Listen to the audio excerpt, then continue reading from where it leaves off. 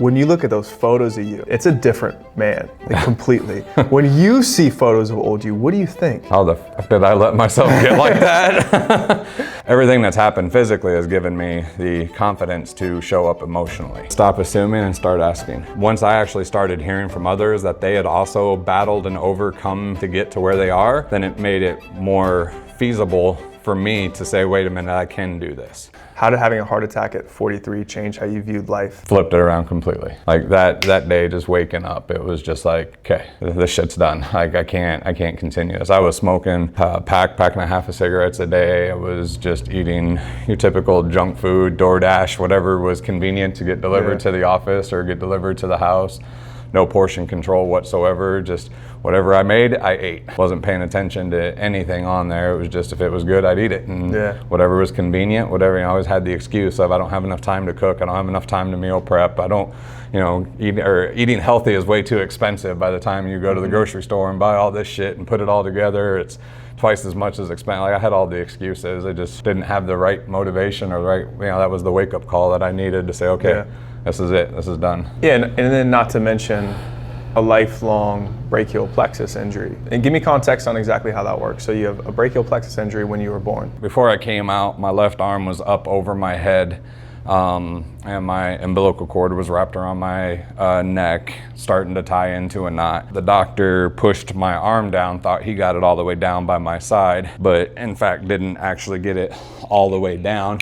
So when he pulled me out, this got caught in the birth canal, and then that's when it tore the brachial plexus. It was 1980 when it happened. Here you go, giveaway. But 1980, they were just like, hey, be happy with the use that he has, and he'll have some physical therapy, he'll have some limitations, but just be happy overall with the usage that he has of it. But lifting your entire life, it wasn't even a question, because for you that was off the table just because of limited range of motion, limited strength. But what we've seen, when you started exercising, challenging a little bit, with really light weights to begin, and you kind of built up that confidence, but also now you have range of motion you never had before.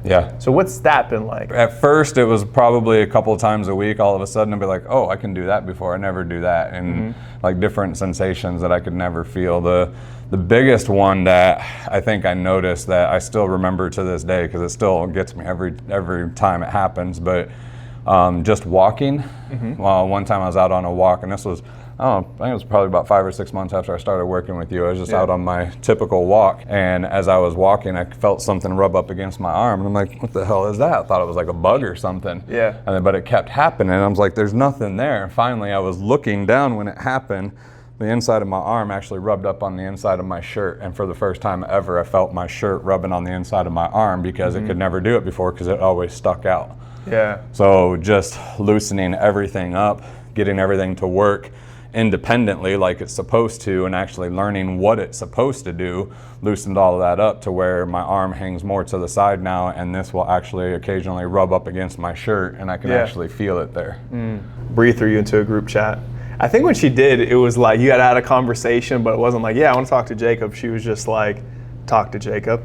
So for you, if you're like honest and you think back to Brian a year ago, what were your concerns when you were confronted with starting to take the health, physique, strength to that next level? Like, what were your fears? I think the biggest reservation I had about doing anything to start off was I look around, and especially even some of my closest friends that have also gone down this journey, like they're bulking up, they're big, they're massive. I'm like, I can't do all of that. I can't do what they're doing. I can't go doing the Murphs and all of the, the Ironmans, all of those contests or those different competitions. Like I can't do all of that. Like I'm in a completely different category. So finding, honestly, someone like that ended up being like yourself, that at least understood that my fitness journey is not the same as everybody else's. Don't try and fit me into a mold, because if I am trying to, if somebody's going to try and force me into being like them, I can't do it. And that was my biggest fear overall. If I'm going to rank it, that was my biggest fear, was getting into that gym bro kind of mentality of where it's just exactly, like, take all these supplements and, do all these injections, and, it's just not me. That's not who I am. I wanted to get healthy naturally and do it the right way, and that was my like I said, biggest fear really was I can't keep up with those guys. I can't do what they do because I'm on a different playing field than they are. I'm playing a completely different sport, in my opinion. Yeah. When you look at those photos of you, like when they send them to the group chat, or we see photos of old Brian, I mean, it's a different man, like completely. When you see photos of old you, what do you think? How the fuck did I let myself get like that? No, it's the one that, and huge shout out to Robin, because he always brings it up every year. It pops up on his feed of him and I standing together, and I've got the full beard, the belly sticking out. I see somebody that at that point in time that didn't know what they didn't know and thought that they were happy with where they were going. And now that I see what that actually, now that I've experienced and feel what that actually feels like, almost kind of feel sorry for that version. But at the same time, it's a great reminder of this is how far you can come in a short amount of time.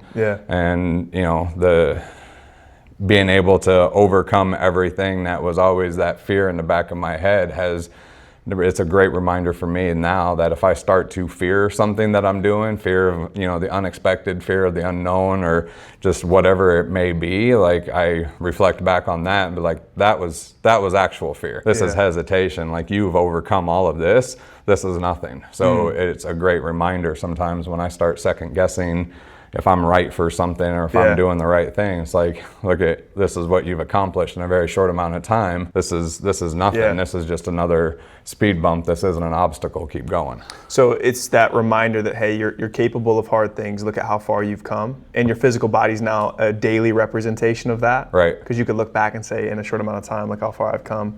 But then the other thing, it's that reminder too, that anytime there's probably that apprehension or fear, you're focusing on what could go wrong or what you don't want, as opposed to what you do want. Right. So it probably reminds you to craft that vision of like, where am I heading? Yep. And I think that's so important at every step of the way, because even when you get in shape, it's not like, okay, I stop now, because especially someone like yourself, you're growth-minded in your career, growth-minded in general. So that's also going to apply to fitness. And you reach a certain level, it's like, there's always something you can progress towards, whether it's a new strength metric, whether it's progressing the physique, progressing the body composition, and continuing to refine and craft that vision so you have something to constantly progress towards. Because it's kind of like this infinite game. Yep. Right? Fitness. Exactly. It's like you don't just hit a point where you're like, all right, I made it. It's always, I remember way back in the day, man, if I could just lose this weight, or if I could just get up to there, it'd be good and I wouldn't have to do it anymore. No, that's bullshit. You still have to keep going. 100%. Okay, I'm curious though, because I think this is important and something that I'm realizing it has a level of importance, but people tend to downplay it. How has looking better and healthier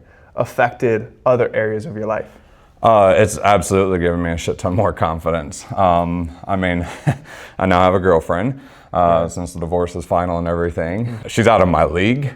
She thinks I'm crazy for saying that, but everything that's happened physically has given me the confidence to show up emotionally. And I think that's been a huge difference between previous relationships and my current relationship is I'm there more emotionally now. Interesting. Because I have the confidence that like I do know what I'm doing. And again, looking at myself in the mirror now and seeing a completely different person than a year ago, 2 years ago, when everything really kind of started to unravel for me, if you will. Seeing the difference now has given me the confidence to know that I can literally overcome anything. I can overcome physical limitations, I can overcome mental limitations, I can overcome emotional limitations, and it helps me stay focused on, yes, building my career, taking care of my family, doing everything that I need to for myself, health, fitness, and medically and all of that. But now introducing the element of a girlfriend and being there to, you know, being able to show up for her in the ways that she needs me to show up for. The entire journey has helped mentally. I mean, working with a therapist and going through everything I've done has opened my eyes to showing up more, not physically for her, but emotionally, and being able to support her in the ways that she needs to. We've built an amazing relationship, and it just continues to feed off of that. So because you showed up for yourself physically, you're able to show up for others emotionally. Man, I don't know if I've ever heard it put that way. That's incredible. And so it's because though you maybe actively gave yourself that self-love, so you felt more content more aligned within? I mean, my personality style is I'm a people pleaser. Like, I just want everyone, I can sense when somebody that I'm close to is just not in it. Like, if something's going on, like they're down, they're having a bad day, it's just something that I can feel. And I feel like I sound crazy for saying that, but it's just something that I can feel, like something's wrong with this particular individual. So I will do whatever I can, especially if I care about them enough. I'm going to do whatever I can to help lift them up and help support them and figure out what's going on, and let's clear your head of the trash and let's move forward. I'm here to help however I can. Well, before, instead of actually focusing on myself, I was focusing on everybody around me, whether it was relationships or it was my kids or it was at work or it was friends. Like, somebody else is down, I'm gonna go help them. And I didn't have the energy to maintain that because I wasn't taking care of myself. I wasn't eating right, I wasn't sleeping right, I wasn't doing what I needed to. So by kind of isolating myself, and I got called out for it, but I completely isolated myself and said, no, right now is about me. I'm going to focus on me and my kids. So the divorce was already going, the medical stuff was, I'm still recovering technically from all the medical stuff. I'm going to therapy, I'm going to church again, like I'm doing all of these things, but it was like, I have to isolate myself from everybody else because I have to figure out what it means to love myself. So the physical aspect of it is what started me down that journey. And then once I started seeing changes and people were like, dude, you look great, you're losing weight. I'm like, I still don't feel like it. Look how, I mean, you and I have even had those conversations. You've had to talk me down a couple of times too. Just like, this is where I was at, or whatever the case may be, getting really anxious over all of it. And then that's when I was just like, I've got to stop trying to worry about everybody else right now. And unfortunately, I can't show up for them. I'm showing up for two people in my life, my son and my daughter. Everybody else, if they're there when I come back from all of this, great. If not, oh well, I've got to do it. So starting the physical journey allowed me to get to that point. And then once I learned how to actually start forgiving myself for the shit that I've done to myself and to others, and then that's happened in my life, put that in the past, learn how to love myself and where I'm at now. Now it's allowing me to actually show up stronger emotionally for other people. I'm curious, were there ever stretches when you wanted to get in shape? Like when you was it a thought that crossed your mind? Or, I mean, following guys like, being around Tommy as an example, like seeing what he was doing even early on when I first started hanging out with him 8 years ago, and just kind of seeing the shape that he was in. I've always wanted to get to that level that he was at 8 years ago. There were a lot of times where I did this thing. I'm like, all right, New Year's resolution, I'm gonna do this. And by, what was it, the second Friday of January or whatever, Quitters Day, National Quitters Day. Never knew that was a thing until recently, but oh, absolutely, I was absolutely in on that. I was like, I was great and motivated for a couple of days, but then after that, lost the motivation. So there were several times, especially in my 20s and early 30s, I'm like, all right, this is the time. I've got to get serious about this, and just never went anywhere with it. What do you think your biggest limiting factor was in terms of mindset? Because of course the mind has to change. I don't think people experience results beyond what their identity will let them. And you mentioned having those breaking points, which we'll talk about in a second, but having those moments where, hey, you start making progress. Objectively, you're making progress, but then something pops up where it's like, all of a sudden you want to quit. But everyone on the outside can look at you like, dude, you're winning. Right. But do you think that's almost like old behaviors, old identities trying to pull you back? What has to happen from a mindset perspective for you to like situate in a new identity of like, I'm a fit person now. I deserve to be healthy, have energy, have a body that's growing and developing towards what I want. What has to shift? The belief system for me was the biggest thing, being able to believe that I can do it, and like you said, that I do deserve it. Like, fitness is for rich people. Like, that was kind of a limiting belief that I had very early on, from childhood all the way through even my early 20s, early adulthood, if you will. It was just how I was raised. It was where I was raised, in the environment that I was raised in. It was like, oh yeah, that's for rich people. That's for people that have the money to be able to eat healthy and work with the coaches and different things like that. So as I came into a point in my career where I could afford to start doing that, then there were other things that I was doing with my money instead. So really learning where am I wasting my money? Where could I be, just learning how to budget, learning the economics behind it, of that it's really not that different than eating out. Like you're actually costing yourself more money by eating out every single day. And then once I started to break all that down and digest all of that, then it was like, okay, this makes a little bit more sense. So, but yeah, it was just getting over those limiting beliefs that I've always had as a kid or as a child, just growing up. So you kind of never considered what was possible for you physically. Right. You never crafted that vision because it wasn't for you. So you never spent time thinking, what could I be? Because you're now down what? How many pounds total? I'm down total of 60 pounds from my heaviest. Yeah. Yeah, at my heaviest I was 220 and I'm now down to 160. 220. You were a tank, dude. 220. I got into the point where I was starting to buy double XL t-shirts to hide it all. Avoiding the tuck in, right? Oh yeah, absolutely. There's no tucking in when that happens. Let's do this. You got Pinnacle coming up, a few months. How do you feel on the beach now compared to 2 years ago? Oh, I feel like I'm the guy on the beach now. If the old version of myself was sitting on the beach watching me walk by, I'd be saying, "Fuck that guy." He honestly, has good genetics. Yeah, exactly. Like, oh, well, it must be nice to be blessed with that. Nice. Like, must be nice. And no, it's not nice. And I've seen that before. I've seen that, saying before or whatever. No, it wasn't nice. It took a lot to get here. Now I actually understand that, and I'm living and breathing that to this day. So we're like, no, it's not must be nice. I had to do the work. I had to fight the fight to get to this point. Everybody has to do that. There's nobody out there, yourself included, that just wasn't gifted with a perfect body. You have to work for it. Now I see that and understand that. Whereas before, sitting on the beach watching other guys, watching guys like you walk by, I'd be like, yeah, whatever. It must be nice to be able to do whatever the hell you want and be able to get into that shape. It's completely shifted my mind from that point. But that protected you. That mindset protected you because now you're okay with being where you are. Right. Because if everyone else was lucky or had good genetics, then that eliminates you having to confront it. Right. Isn't it amazing how the mind works to like keep yourself safe? Learn from past experiences or past hurts, and it's going to try and protect you instead of actually helping you. So you looked up to Tommy. How important do you think the environment is when you think about self-development and growth, especially with your health, but just in general, when it comes to like what you will achieve? You said you saw Tommy, who friend and runs the company, got in really good shape. Who else for you did you like have to start to look at? And did you have to change maybe some of the people that you were around when you think about becoming your best and getting in shape and getting more healthy? I didn't have to do that. Yeah. It naturally happened.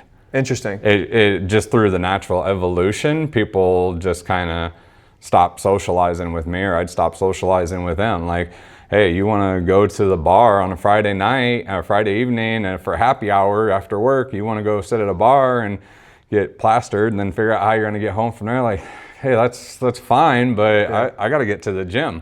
What are you talking about? It's 5 o'clock on a Friday. Yeah, I've got to get to the gym. Like, so I think that's where that just kind of naturally started to happen, was because I wasn't necessarily pushing people away or saying, no, we're not, I'm not going to hang out with you because of this, but our goals are what we're doing doesn't align anymore. It doesn't mean anything's wrong. It's just naturally happened.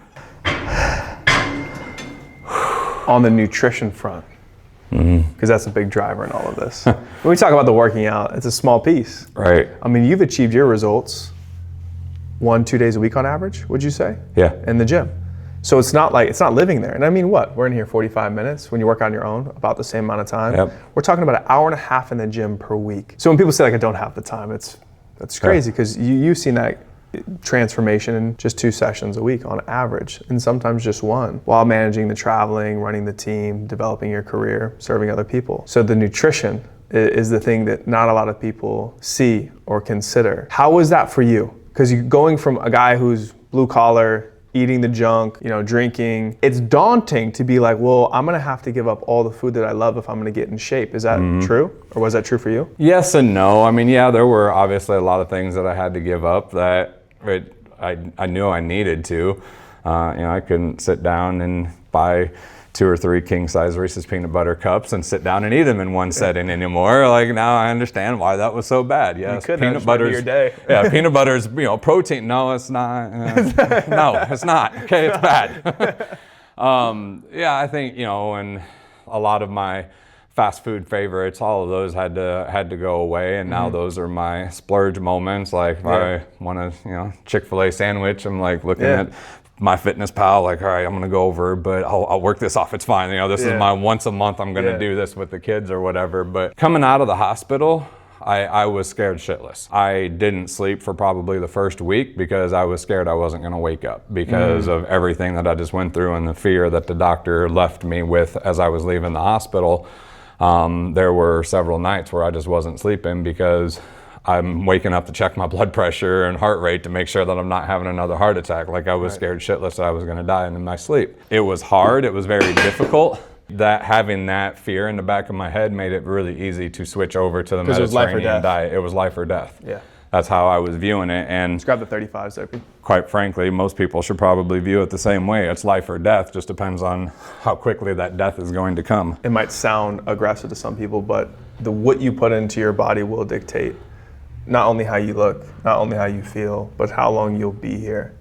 And we all kind of know, I think we know that instinctually. We know that like under the surface, but we don't always live that way. Don't realize it. And food's good. Yeah. Pizza's good. Burgers are good. Like, it's, But I think it's having the recognition that you don't have to say goodbye to everything that you love.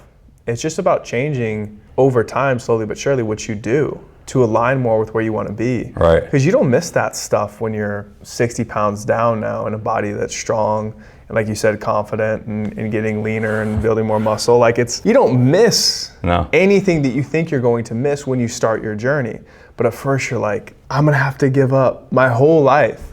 No, it's like you said, you can still have the Chick-fil-A sandwich from time to time. It's just about modifying things over time. And as you become more aware through tracking, through putting things in place where, like you would in your business or in your career, you're gonna track things. And that's why I think that fitness for people who are successful like yourself, it does come naturally once you lean in. Right. Because it's like, what are the key things that lead to change? Okay, I'm gonna focus on those things.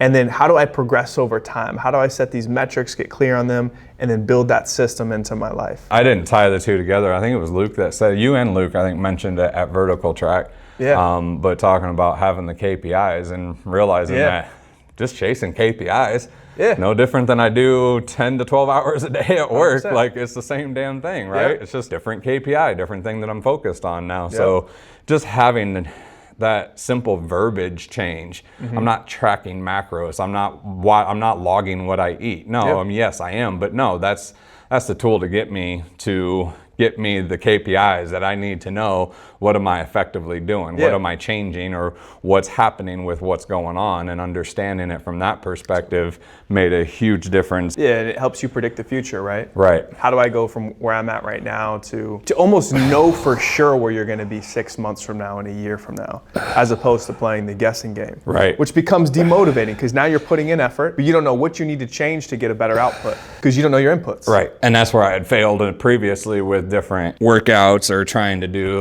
the fad diets or fad exercises or whatever it was, was I was still eating like shit. I wasn't burning twice as much as I was eating. So what does somebody need to hear, man? What do you think the message is? What advice do you give to somebody who's in that exact position? Brian on the beach thinking that everybody who's in shape's got good genetics and screw them.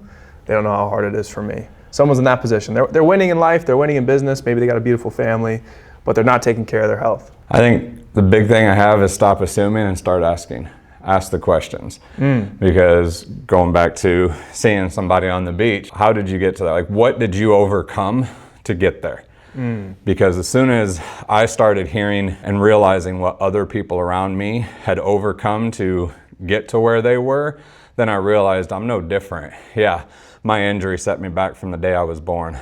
I got made fun of from basically middle school on. I was always made fun of for it. Teachers, other students, people that didn't know me. Like, I got made fun of my entire life because of the way my left arm was. Knowing that other people have had similar situations, maybe different body parts or different health reasons or different whatever, once I actually started hearing from others that they had also battled and overcome various shit to get to where they are, then it made it more feasible for me to say, wait a minute, I can do this. Yeah. And I mean, quite frankly, meeting you, you were right. When Bree first put us into that group chat, I was apprehensive because I was just like, yeah, I get it. He's done great for you, but you have 2 functioning arms. Like, you have a body, that muscle group that actually works the way that it's supposed to. Yeah. You know, he's going to take one look at me and be like, okay, well, yeah, here's your 5-pound waist and go ahead and just keep working knees. And I wasn't going to get anywhere with it. That was my mindset. But the other thing I've come to find out about the gym community is that people that are in the gym community actually are willing and want to help. So you see that person at the gym that is doing the exercises or lifting the weights that you wanted, or they look a certain way, like, find out, just ask them, like, hey, can I pick your brain for a moment? Yeah. And most people in the gym community are going to be willing and ready to actually be like, yeah, this is what I do. This is what I've learned. This is how I've done it. They're not a bunch of chauvinistic assholes that think that their shit doesn't stink. Like, they know they've had to fight and grind and overcome shit to get to where they're at. So ask them what they did. How did they do it? And then find what works for you, what resonates with you, and then that becomes your focus. It's not what that influencer says on social media. It's not what that motivational speaker says. You know, they don't have all the answers either. It's a combination of all of those, and then forming your own message out of it and what resonates with your mind, and then being able to focus on that and make that your why and continue to go. That's powerful, man. Stop assuming, start asking. Yeah. And that's how you fast track progress, I think, in anything, not just the gym. But it's like, find somebody who you look up to, who has results. And instead of just writing their results off to luck, go ask them what they did. And 9 times out of 10, people are going to be really giving with that information. Right. 9 times out of 10, maybe not every single time. You're going to have some assholes out there, and oh, well, all right, well, I know not to talk to you anymore, and on to the next one. Like, there's somebody else out there doing it. So. 100%.